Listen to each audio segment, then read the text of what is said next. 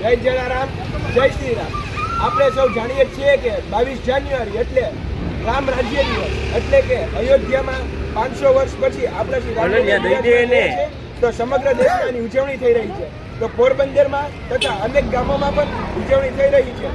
તો આપણે નવયુગની સામે જલારામ ફાસ્ટ ફૂડ એટલે ત્યાં ઠંડાનું આયોજન કરેલું છે અને ખીરની પ્રસાદીનું આયોજન કરે છે. બધા ભક્તોએ લાભ લીધો છે અને આખા વિશ્વમાં બીજી દિવાળી જેવી ઉજવણી થઈ રહી છે. તો બધા ભક્તો સાંજે ઘરે દીવા કરો, રંગોળી કરો એવી અપેક્ષા રાખીએ છીએ. જય જલારામ, જય શ્રી રામ.